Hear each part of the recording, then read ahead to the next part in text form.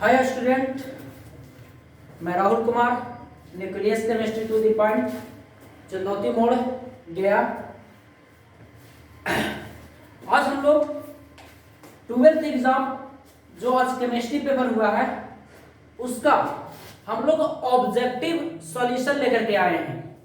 12th chemistry paper का objective solution लेकर के आए हैं। देखिए, हम लोग इस क्वेश्चन में देखेंगे। हम इसका मेरे पास जो केमिस्ट्री का सेट है वो डी है, set code D, set code D. चलिए, आज हम लोग सेट कोड डी का हम लोग सॉल्यूशन देखेंगे। 2022 जो आज का एग्जाम हुआ है उसका देखेंगे हम लोग कैसा क्वेश्चन है, कैसे उसको हम लोग बनाएंगे। देखिए दोस्त, पहला क्वेश्चन ये है, which of the following will have maximum depression in freezing point? Maximum depression in freezing point किसका होता है? Maximum depression in freezing point किसका होता है? देखिए, आपके पास ऑप्शन है K2SO4, NaCl, urea, glucose,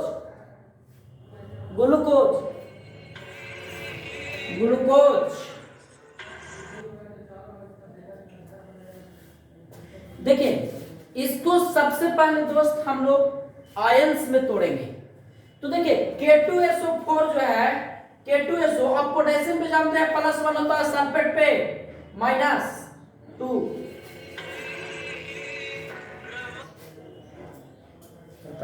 number आ रहा K प्लस और SO4 2- दोनों चार्ज को जोड़ देते हैं। जैसे हम लोग वांट ऑफ फैक्टर सीखे थे कि किसका वांट ऑफ फैक्टर ज्यादा होगा, जिसका वांट ऑफ फैक्टर ज्यादा उसका डिप्रेशन फ्रीजिंग पॉइंट ज्यादा। तो इसका होगा 1 + 2 अल्फा और इसका होगा +1 -1, तो ये हो जाएगा 1 + अल्फा। ये दोनों यूरिया और ग्लूकोज ये दोनों टूटता नहीं दोस्त, तो इसका वांट ऑफ फैक्टर नहीं होगा। तो maximum depression in freezing point जो है वो होगा K2SO4 का। Maximum depression in freezing point किसका होगा? K2SO4।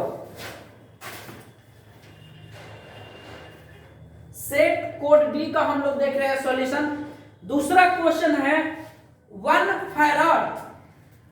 Faraday is equal to, क्या क्वेश्चन है दोस्त? 96,500 coulomb, 96,500 coulomb, 96500 coulomb.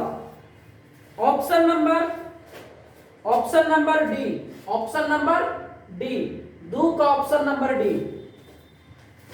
Next question हम लोग देखेंगे। नेक्स्ट क्वेश्चन बोल रहा है कि what happens when a lead storage battery charge? जब लेड स्टोरेज बैटरी को चार्ज किया जाता है तो क्या होता है इनमें? पहला है कि लेड डाइऑक्साइड डिसॉल्व होता है, दूसरा है सल्फ्यूरिक एसिड इज रीजनरेट। दोस्त, जब लेड स्टोरेज बैटरी को जब चार्ज कीजिएगा तो उसमें दोस्त सल्फ्यूरिक एसिड उसमें रीजनरेट होते रहता है। तो सो ऑप्शन नंबर बी, 3 का option number B. Question number 4 देखिएगा आप लोग, कहता है the standard electrode potential. Standard electrode potential को दोस्त हम लोग इन नॉट से डिनोट करते थे। किससे डिनोट करते थे? In not. करा फ्लोइंग रिएक्शन, ऐसा रिएक्शन दिया गया है Ag प्लस एक्वस से 1 इलेक्ट्रॉन, ऐसा रिएक्शन दिया है तो standard electrode is equal to, अब डायरेक्ट फार्मूला लगाइए, E cathode minus E anode, E cathode minus E anode. अब E कैथोड का वैल्यू कितना है?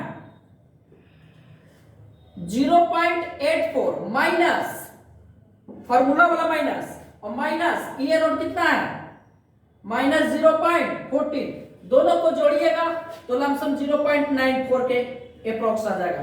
तो सो ऑप्शन नंबर डी, 4 का डी, 4 का डी।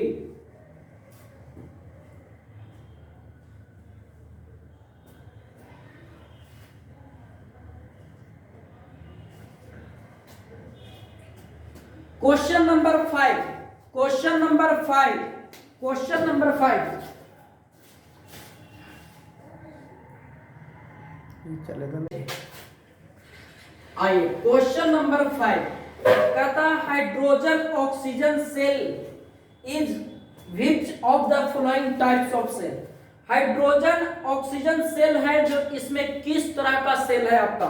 तो दोस्त हाइड्रोजन और ऑक्सीजन सेल जो है ये दोनों फ्यूल सेल है। Fuel cell, fuel cell, fuel cell.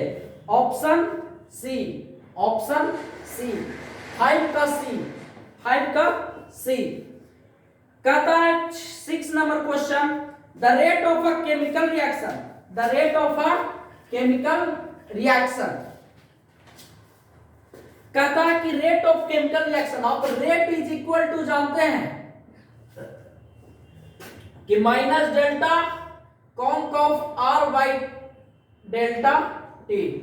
आपको टाइम के साथ क्या होगा, देखिए ये जो रिलेशन है x inversely proportional to y के जैसा रिलेशन है।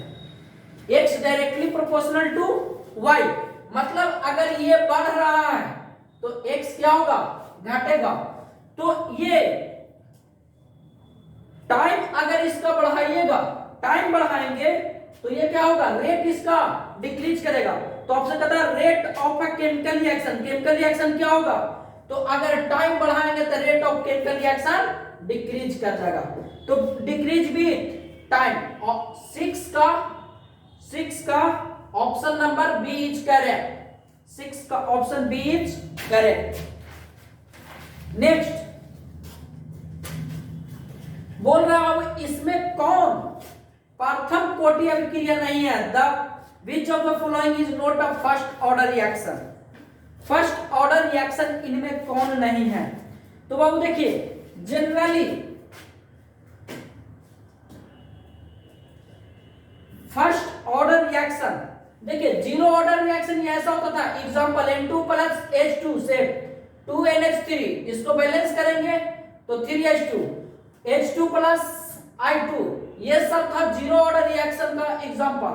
और फर्स्ट ऑर्डर रिएक्शन का एग्जांपल जो है भाई ये ऑप्शन नंबर बी, यानी CH3COOH, CH3COO C2H5O plus NaOH से बना देगा CH3COO Na प्लस C2H5OH। ये फर्स्ट ऑर्डर रिएक्शन नहीं है, लेकिन हाँ फर्स्ट ऑप्शन ए जो है ये P pseudo first order reaction है, झूठा फर्स्ट ऑर्डर रिएक्शन है।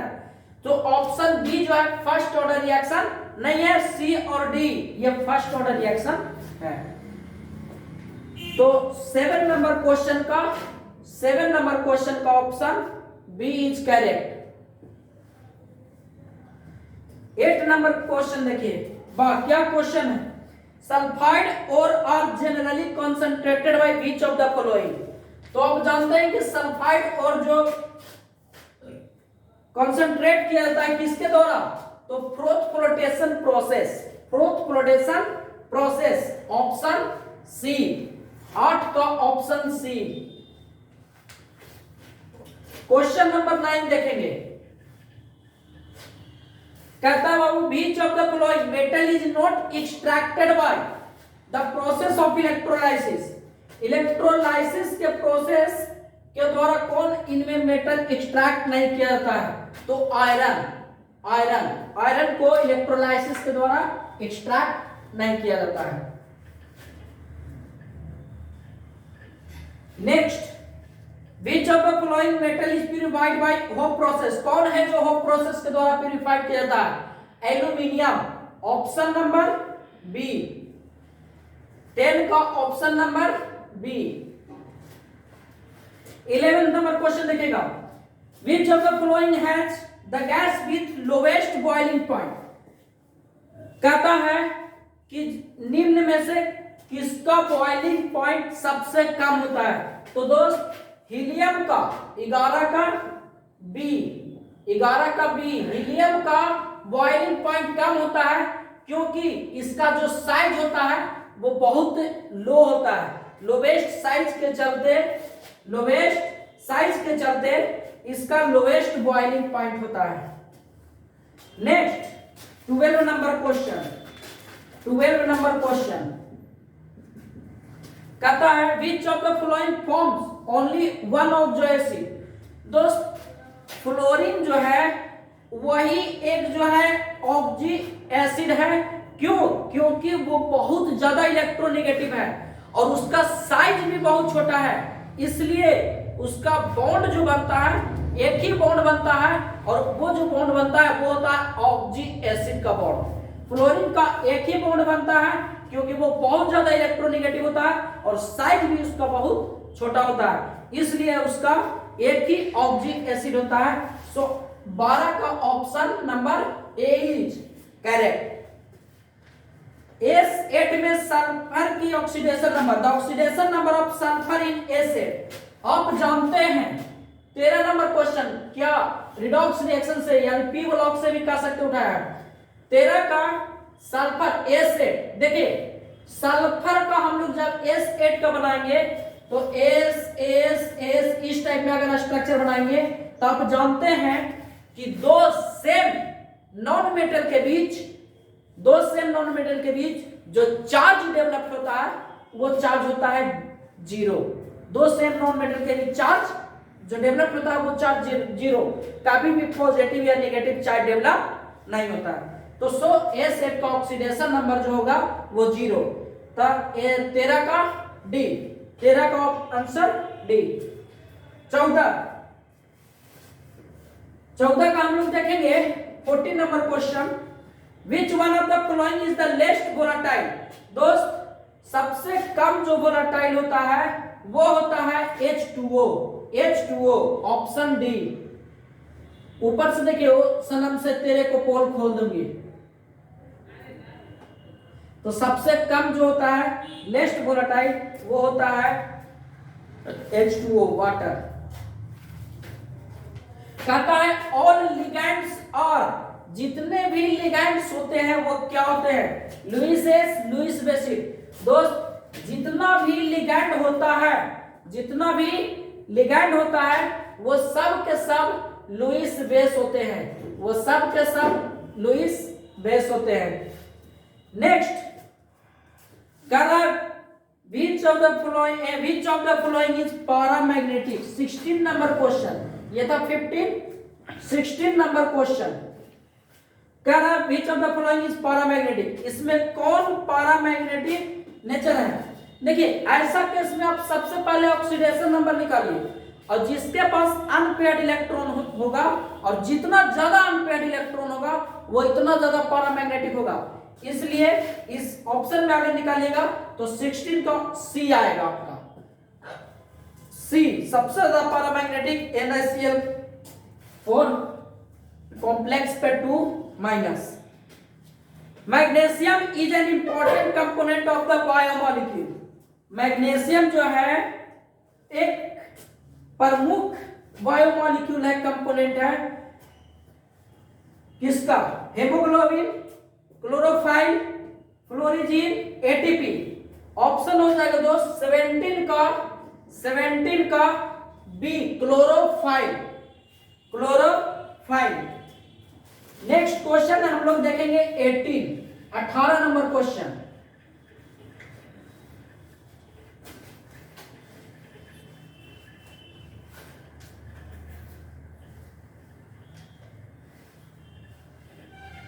नंबर क्वेश्चन आइए देखते हैं हम लोग क्या बोलता है। 18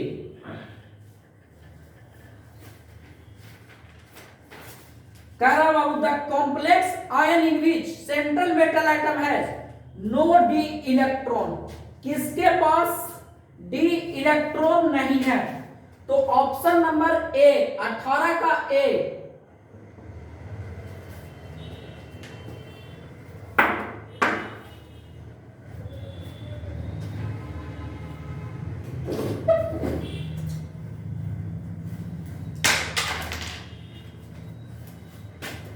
A में 4 पे माइनस, MnO4 पे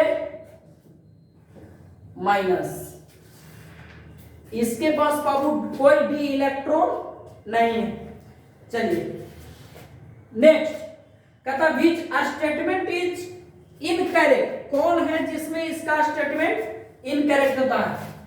NiCO4 देख लीजिए, इसका सबसे पहले ऑक्सीडेशन नंबर निकालेगा तो कार्बोनाइल, CO कार्बोनाइल है तो इसका ऑक्सीडेशन नंबर जो होता है वो 0 होता है, तो Na का ऑक्सीडेशन नंबर 0, Na का ऑक्सीडेशन नंबर 0, और इसके पास NiCO4 है तो इसके पास 4 कोऑर्डिनेट बॉन्ड होता है, और जितना उसके पास कोऑर्डिनेट बॉन्ड होता है तो इसका जो हाइब्रिडाइजेशन निकालेंगे 4 का, तो आप लोग जानते हैं कि sp3 होता है। क्या होता है? sp3। अब देखिए इसके पास देखिएगा कि इलेक्ट्रॉनिक कॉन्फ़िगरेशन करिएगा निकेल का, तो इसके पास इलेक्ट्रॉनिक कॉन्फ़िगरेशन करने पर अनपेयर्ड इलेक्ट्रॉन आ जाएगा, तो ये पैरामैग्नेटिक नेचर का होगा, तो हाइब्रिडाइजेशन sp3 हो रहा है पैरामैग्नेटिक। ये तो बात सही है, तो ऑप्शन यही सही होगा, क्योंकि आपको बोल रहा है कि इनमें विच स्टेटमेंट इज इनकरेक्ट, ये तो स्टेटमेंट सही है, तो आपसे पूछा कि इसमें कौन है जो इनकरेक्ट है, तो ये बाकी सब तो देखेगा तो सब ऑप्शन आपका क्या है? करेक्ट है। एक यही ऑप्शन नंबर ए, 19 का ऑप्शन नंबर ए।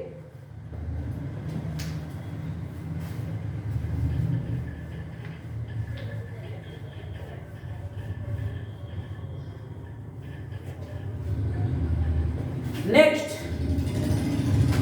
कहता है बाबू which of the following compound is used in fire extinguisher, यानी अग्निशामक में इसमें से किसका उपयोग किया जाता है?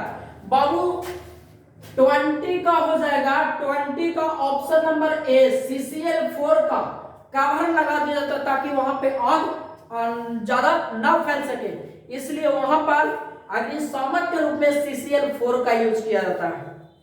21 monohydrogen derivative on reaction with alcoholic KOH, क्या होगा? Alkane, alkene, alkyne. Option B 21 का बी अल्कीन होगा दोस्त। कहता number of bravais lattice in a cubic crystal is, cubic crystal में आपको ब्राइवेट लैटिस जो होता है दोस्त वो होता है number 3, so option number A 22 का ए।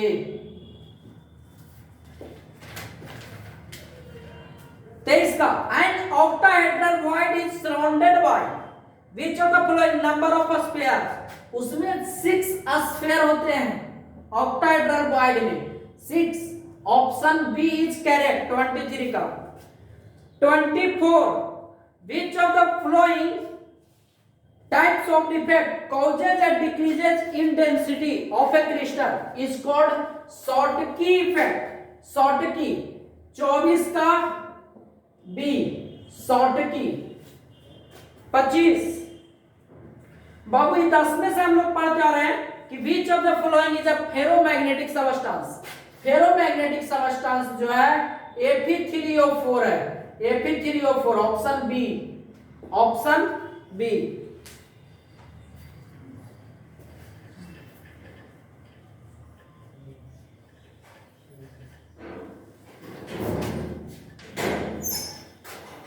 पच्चीस 26 26 पे आइए।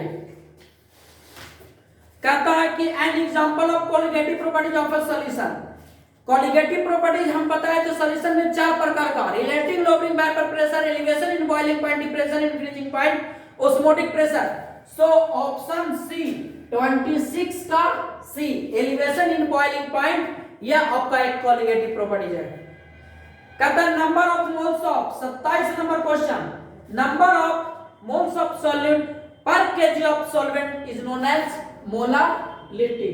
27 का बी, 27 का बी 1 केजी सॉल्वेंट में जितना भी number of moles of solute present रहता है वो मोलारिटी कहलाता है। Solution which boils at a constant temperature without any change in composition is called क्या? Azeotropic mixture. सो 28 का ऑप्शन ए एजियोट्रॉपिक मिक्सचर। 29 नंबर कहता है when acetylene is passed through dilute H2SO4, जब एसिटिलीन को डायरेक्ट H2SO4 से पास किया जाता है इन प्रेजेंस ऑफ HgSO4 के प्रेजेंस में द कंपाउंड फॉर्म इज, तो कौन सा कंपाउंड बनता है 29 का बाबू एसिटल्डिहाइड बनता है। सी क्या बनता है एसिटल्डिहाइड। 30 नंबर क्वेश्चन हम लोग देखेंगे। 30 नंबर कहता है the reaction RC double bond O Cl plus H2 in presence of PT या BSO4 टू फॉर्म RCHO, जिसमें अल्डिहाइड मिलता है रोजनमंड रिएक्शन होता था। सो 30 का option B Rosenmund reaction. 31 number question हम लोग देखेंगे कि which of the following does not give aldone condensation। दोस्त मिथानॉल जो है मिथानॉल यही जो है aldone कंडेंसेशन नहीं देता है, तो 31 का ए मिथानॉल जो है aldone कंडेंसेशन नहीं देता है। 32 when formaldehyde react with NH3, जब हम लोग फॉर्मल्डिहाइड को NH3 के साथ रिएक्ट करेंगे then which of the following compound is formed, तो बाबू आपको बनेगा 32 का हेक्सामिथाइलिन टेट्रामीन, आपको ऑप्शन बी 32 का hexamethylene tetrammine.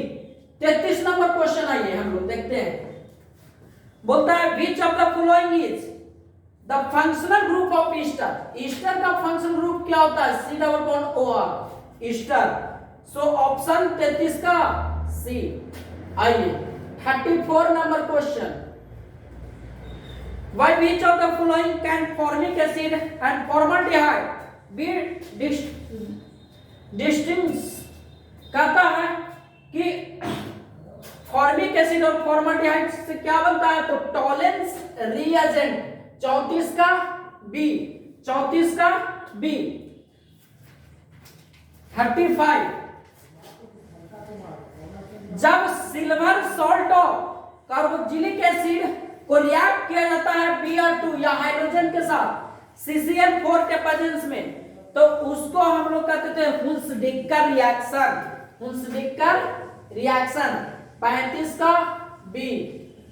36 the reagent which is used to prepare 1 bromobutane from butane 1 all is called PBr3 option D। 37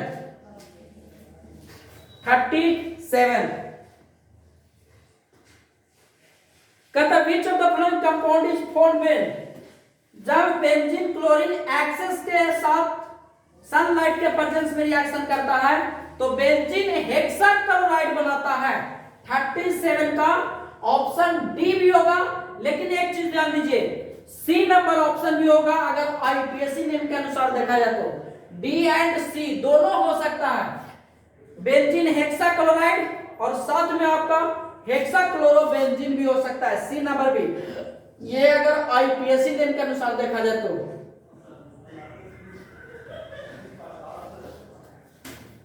Which of the following gives iodoform test, इनमें कौन iodoform test देता है, तो दोस्त CH3 का whole to CHOH प्रोपानॉल जो है प्रोपानॉल ये iodoform टेस्ट देता है, तो ऑप्शन बी इज करेक्ट।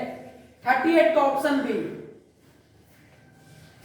कहता है from which of the following is methyl alcohol prepared on large scale, तो बाबू by reactive methyl amine with HNO2, क्योंकि इससे थोड़ा बहुत बनता है। सी का अगर देखिएगा by reactive methyl chloride and try H2O, तो इससे थोड़ा बहुत बनता है, लेकिन अगर HNO2 के साथ देखेगा तो ये बहुत ज्यादा बनता है।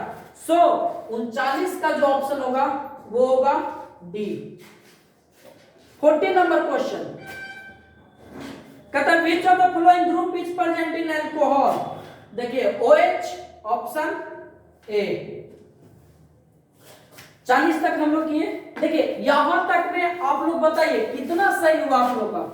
और देखिए ये जो क्वेश्चन है कुछ मतलब ऐसा लेवल लिया है, ना ज्यादा हाई और ना ज्यादा लो, मतलब मीडियम लेवल पर ला करके छोड़ा है।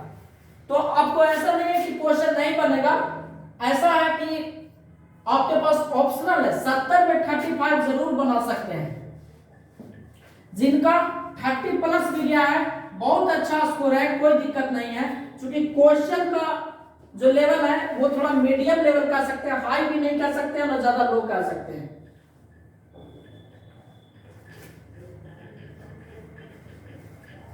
चलिए 40 नंबर क्वेश्चन तक हम लोग करवा लिए। 40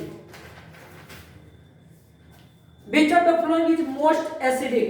Most acidic जो होता है बाबू एम क्लोरोफिनॉल होता है। मोस्ट एसिडिक जो होता है एम क्लोरोफिनॉल। 41 का C, 42 catalytic dehydrogenation of primary alcohol gives catalytic dehydrogenation of primary alcohol gives क्या?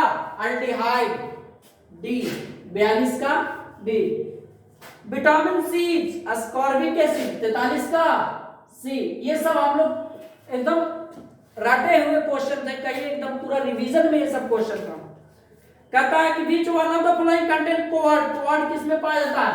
तो 44 नंबर क्वेश्चन बहुत विटामिन B12 में पाया जाता है। विटामिन B12 में पाया जाता है क्या? कोवर्ट। तो 44 का ऑप्शन डी। 45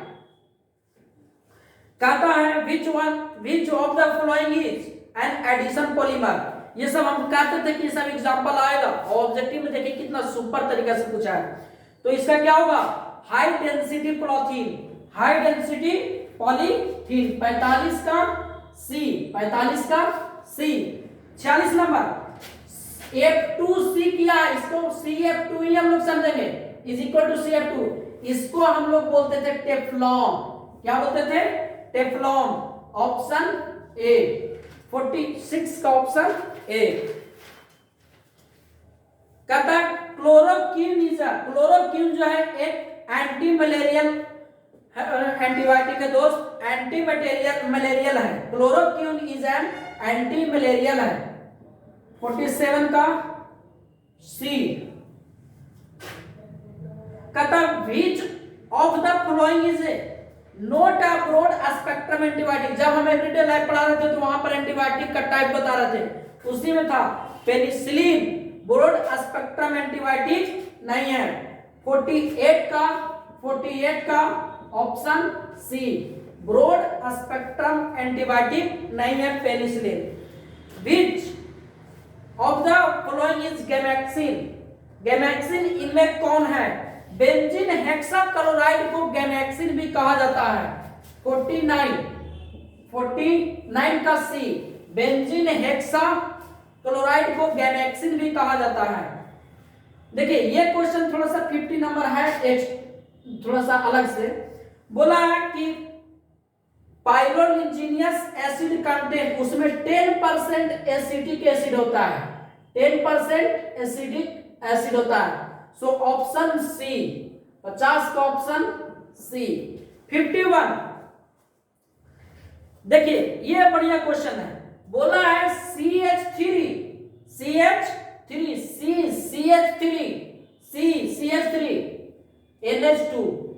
NH2। देखिए बहुत लोग इसको क्वाटनरी सॉल्ट मारे होंगे, बहुत लोग टर्शियरी एमीन माने होंगे। टर्शियरी एमीन कब होता? जब इस नाइट्रोजन से कार्बन ऐसे अटैच होता, कार्बन ऊपर, एक कार्बन इधर, एक कार्बन इधर, अगर इधर भी कार्बन होता तब क्वाटनरी ये हो जाता।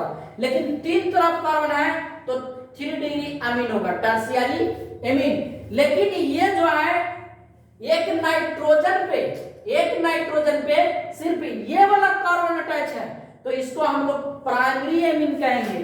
कौन सा एमीन कहेंगे? Primary amine. सो 51 का ऑप्शन ए, 51 का option A. 52 which of the following is the strongest base in aqueous solution. सबसे ज्यादा स्ट्रॉन्गेस्ट बेस एक्वस सॉल्यूशन में वो होता है CH3 का होल 3 CH3 3N। क्यों? क्योंकि इसके पास सबसे ज्यादा नाइट्रोजन का, इसमें जो नाइट्रोजन है उसी के पास सबसे ज्यादा इलेक्ट्रॉन होगा, और जिसके पास ज्यादा इलेक्ट्रॉन होगा सबसे तगड़ा बेस होगा, क्योंकि नाइट्रोजन सबसे ज्यादा क्या रखे हुए हैं? इलेक्ट्रॉन। तो इस ऑप्शन नंबर 52 का डी।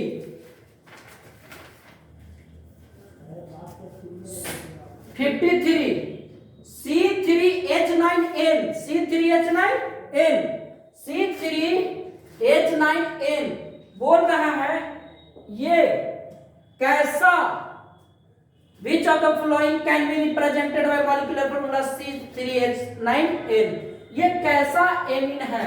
तो देखिए N CH3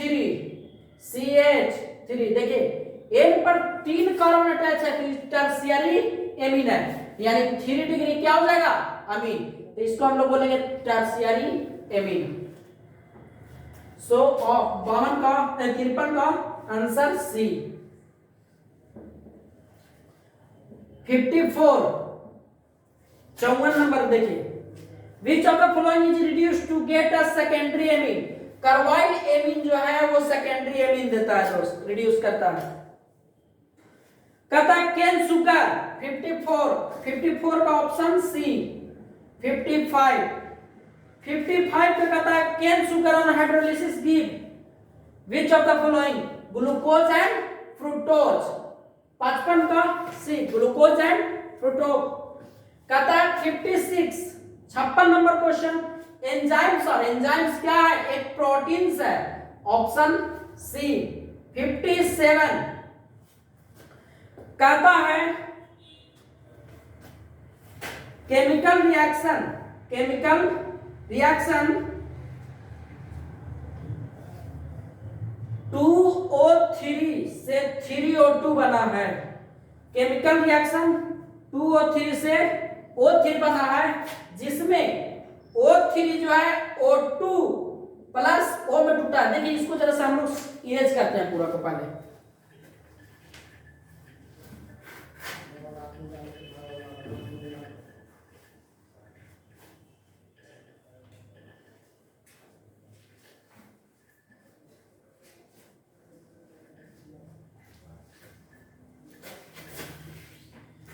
देखिएगा रिएक्शन जो है 2O3 से 3O2 बना है, 2O3 से 3O2 बना है, और बोल रहा है रिएक्शन जो बना है इसमें O3 से O2 प्लस O, ये जो रिएक्शन है फर्स्ट है, और दूसरा जो केस दिया है O प्लस O3 से रिएक्शन जो दिया है ये 2O2 बना है, ये जो रिएक्शन है स्लो है। अब करा then the rate law expression. देखिए रेट लॉ एक्सप्रेशन एक थ्योरेटिकल एक्सप्रेशन था, इसका कहना यह था कि जो रिएक्शन होगा वो फर्स्ट स्टेप में नहीं होगा, जब भी इसका जो रिएक्शन होगा वो रेट लॉ एक्सप्रेशन का स्लो स्टेप में होगा। तो स्लो स्टेप में अगर हम लोग रिएक्शन निकालेंगे तो रिएक्टेंट का हम लोग कंसंट्रेशन लेंगे, तो रेट इज इक्वल टू क्या होगा? के जहां पे रेट कांस्टेंट, तो कौन का ओ का कोएफिशिएंट कुछ नहीं तो 1 मान सकते हैं, तो कौन का 1 into O3, इसका भी कोएफिशिएंट कुछ नहीं तो इसका भी 1 मान सकते हैं। देखिए कोई ऑप्शन है?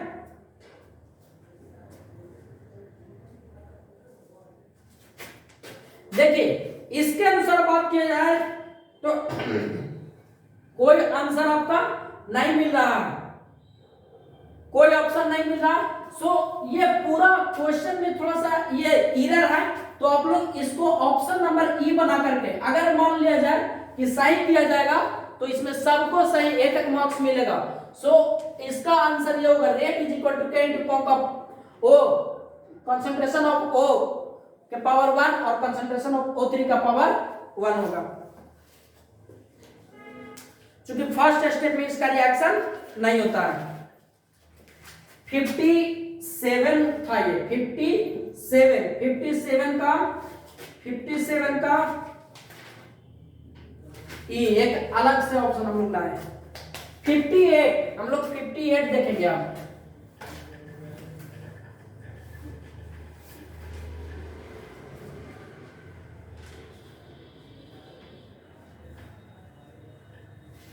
कहता है the temperature coefficient of most the reaction lies between which of the following.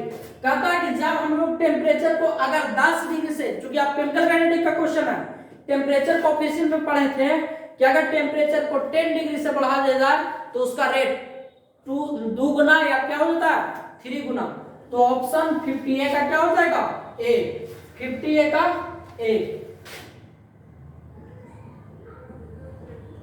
59 कहता which of the following is not a lyophilic colloid. Fog जो है ये लायोफिलिक कोलॉइड नहीं है, ऑप्शन सी 59 का 60। देखिए ये भी हम पढ़ाए हुए आप लोग के एकदम सारा जो ऑब्जेक्टिव है लमसम आपका नोट्स कॉपी से है दोस्त। बोला है the size of colloidal particle is in between which of the following. इसका जो साइज होता है 10 के पावर -5 से 10 के पावर -7 सेंटीमीटर के बीच में होता है दोस्त कोलॉइडल पार्टिकल्स का साइज। तो ऑप्शन 60 का सी। 61 which of the following enzymes is used in hydrolysis of starch। डायास्टेज में इसका यूज किया जाता है, ये भी हम सरफेस केमिस्ट्री में ही बताए थे। कहता है नेक्स्ट 61 का डी, 61 का डी। 62 कहता है द रेट ऑफ केमिज ऑप्शन। तो केमिज ऑप्शन क्या होता है प्रेशर। केमिज ऑप्शन जो होता है डायरेक्टली प्रोपोर्शनल होता है किसका प्रेशर का। तो इंक्रीज इन प्रेशर तो केमिज ऑप्शन क्या होगा इंक्रीजेस, केमिज ऑप्शन का रेट भी इंक्रीज करेगा। तो 62 का D. 63 the most abundant metal in earth crust. सबसे ज्यादा अर्थ क्रस्ट में aluminium, option A 63। 64 which of the following acts both as oxidizing as well as reducing agent। इनमें कौन है जो ऑक्सीडाइजिंग और रिड्यूसिंग दोनों की तरह काम करता है। तो SO2 जो है दोस्त ऑक्सीडाइजिंग एजेंट की तरह भी काम करता है, रिड्यूसिंग एजेंट की तरह भी काम करता है। 64 का ऑप्शन सी। ऑक्सीडाइजिंग एजेंट और रिड्यूसिंग एजेंट की तरह सल्फर डाइऑक्साइड काम करता है।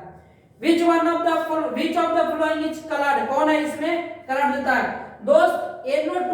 64 का NO2 जो है यानी ऑप्शन बी ये कलर देता है और ब्राउन कलर देता है नाइट्रोजन डाइऑक्साइड। देखिए 66 देखिए बहुत बार इसको हम लोग रिवीजन किए हैं कि इसका जो D block the general electronic configuration of transition element जो होता है NS2 या इसी को लिख सकते हैं NS0 1 और 2 N-1 D 1 से 10। सो ऑप्शन बी 66 का ऑप्शन बी। 67 कहता which of the following is oxidation state of Mn lowest. देखिए एक दिया है MnSO4 तो Mn यहां पर Mn का +2 हो जाएगा उस SO4 पर आप जानते हैं -2 तो Mn पे +2 आया और है MnO2 इसको x मान लीजिए तो ऑक्सीजन पर एक ऑक्सीजन पे -2 दो ऑक्सीजन है तो Mn यहां पे x मानेगा तो x + 4 गुना -2 इज इक्वल टू 0 तो x इज इक्वल टू क्या हो जाएगा 4 गुना की 8 MnO2 है ना MnO2 2 गुना की 4 2 into -2 4 यहां पे +4 Mn3O4 में तो देखिए इसको 3x + 4 गुना -2 इज इक्वल टू 0 तो x इज इक्वल टू +5 हो जाएगा। फिर क्या Mn2O7 तो 2x + 7 गुना -2 इज इक्वल टू 0 7 गुना की 14 और 14 में 2 से डिवाइड करिए कितना आ जाएगा इसका यानी +7 इस 7 गुना की 14 2 से डिवाइड कीजिए कितना आ जाएगा +7 तो इसका ऑक्सीडेशन नंबर +7 +5 +4 +2 तो सबसे कम MnSO4 में Mn का ऑक्सीडेशन नंबर होगा 67 का A 67 का A 68 beach of the flowing note and actinide, इनमें से देखिए कौन है जो एक्टिनाइड नहीं है। तो याद कीजिए लैंथेनाइड में क्या पढ़े थे, सीने पर नींद प्रेमिका समायु गदगद दिल, तब हुआ टी टी। टेल्यूरियम जो है ये लैंथेनॉइड का है, तो एक्टिनॉइड का ये नहीं हो सकता, तो ऑप्शन डी, 68 का ऑप्शन डी। 69 का देखिए, विच of the following ion is colourless, कौन है जो इसमें कलरलेस है, कॉपर प्लस जो है 69 का क्या हो जाएगा, कॉपर प्लस जो है इसके पास रंगहीन होता है, कलरलेस होता है, आयन होता है। क्यों, क्योंकि ये डी ट्रांजिशन नहीं बना पाता है कॉपर, क्योंकि इसके पास फुलफिल्ड इलेक्ट्रॉन होता है। क्योंकि आप कॉपर प्लस का करिएगा तो इसका होता है आर्गन 18, फोरेस 0 और 3d 10, तो डी के पास 10 इलेक्ट्रॉन होने के चलते डी ट्रांजिशन नहीं बना पाता है, सो कलरलेस आयन होता है।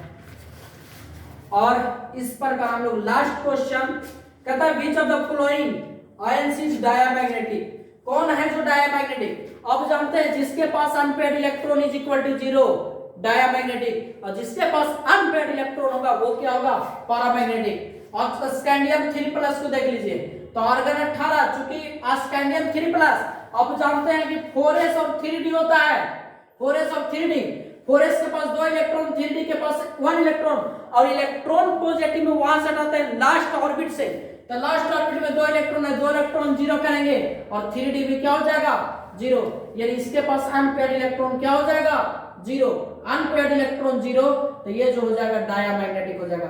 बाकी सबके पास देखेगा unpaired electron is equal to कुछ ना कुछ 1 2 या कुछ आएगा। सो इस प्रकार हम लोग आज ऑब्जेक्टिव का सॉल्यूशन पूरा कंप्लीट कर लिए।